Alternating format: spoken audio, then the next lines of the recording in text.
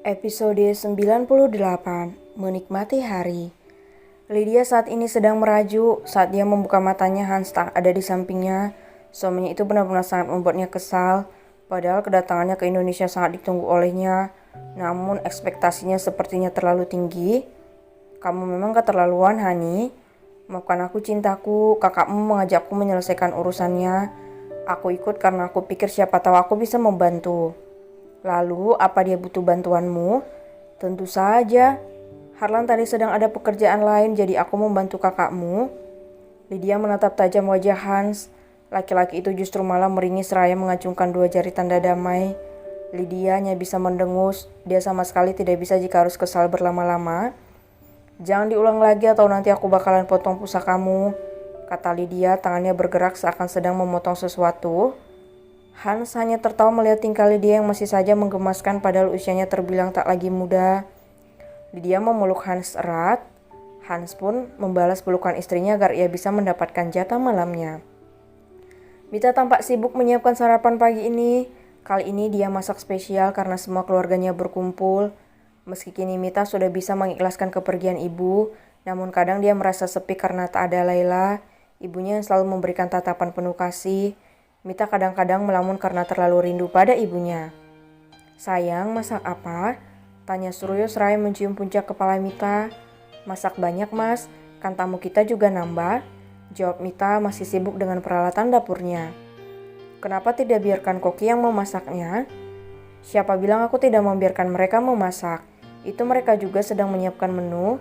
Aku membantu mereka agar kita bisa cepat sarapan. Jika begitu, besok nanti aku akan mencari tambahan koki agar kamu tidak perlu ke dapur. Memangnya kenapa jika aku ke dapur, mas? Aku takut tubuhmu yang wangi ini terkontaminasi dengan asap makanan, ujar Suryo lembut. Mita tersenyum dan menggeleng. Sudah tua masih saja suka gombal. Hanya sama kamu istriku. Suryo akhirnya menyingkir tak ingin mengganggu istrinya. Suryo melihat kedua cucunya turun dengan digandeng oleh calon mempelai wanita. Senyumnya mereka saat Depan dan Dapin berlarian menghambur ke arahnya. Kakek, jagoan-jagoan kakek, kalian sudah siap ke sekolah? Suryo memeluk kedua cucunya. Iya kakek, kami siap. Ayo sayang sarapan dulu. Mita mendekat dan menggandeng tangan kedua cucunya sementara Lisa sudah duduk tak jauh dari kedua bocah itu. Apanya kita yang akan sarapan? Tanya Lisa penasaran karena dia tidak melihat yang lainnya.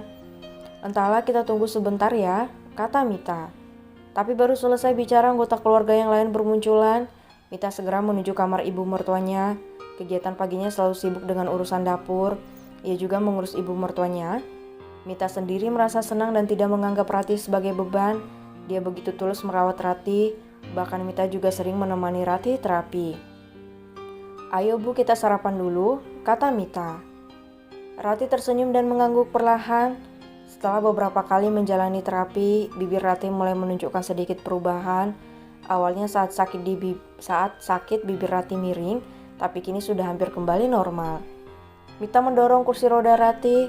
Saat tiba di ruang makan, semua orang sudah berkumpul. Rumah yang dulunya sepi kini kembali ramai. Semua orang memulai sarapannya. Delano masih tampak pendiam, tak seperti biasanya. Ayah, apa ayah sakit? Tanya Dapin saat melihat Delano seperti kehilangan selera makannya. Tidak sayang, ayah baik-baik saja. Tapi Dapin lihat dari tadi ayah cuma mainin sendok sama garpu. Lucy pun akhirnya mengalihkan pandangannya menatap suaminya. Bahkan sepertinya semua yang ada di meja makan itu menatap Delano. Apa kamu tidak suka menunya, Lano? Tanya Mita. Delano hanya menggeleng. Mungkin ngidamnya pindah ke Mas Delano, Bu, jawab Lucy. Namun alasan tak masuk akal itu justru bisa diterima oleh semua orang hingga semuanya kembali lagi pada kesibukan makan paginya. Lucy dan Lisa saat ini sedang ada di salon. Regan sudah reservasi tempat untuk Lisa dan sepupunya melakukan perawatan. Sebenarnya Lydia awalnya ingin menemani tapi karena ada Hans, Lydia urung berangkat. Mbak, saya mau perawatan sama saudara saya, tapi tolong untuk saudara saya ini perawatannya komplit ya, kata Lucy. Pegawai salon itu mengangguk lalu menjadi petunjuk arah bagi kedua sahabat itu. Hampir 2 jam keduanya menikmati spa dan pijat. Untuk Lisa, keduanya keluar dari salon dengan wajah yang fresh. Bagaimana jika kita berputar-putar dulu, Lucy? Tawar Lisa. Akhirnya mereka berdua memutar berjalan-jalan dulu.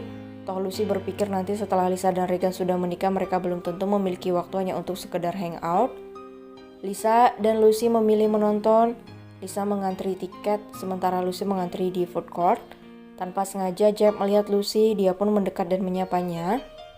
"Hai, kamu istri Delano kan?" sapa Jeb. Lucy hanya tersenyum miring, dia sendiri tidak ingat siapa pria yang sok kenal padanya saat ini. "Aku Jeb, teman Delano."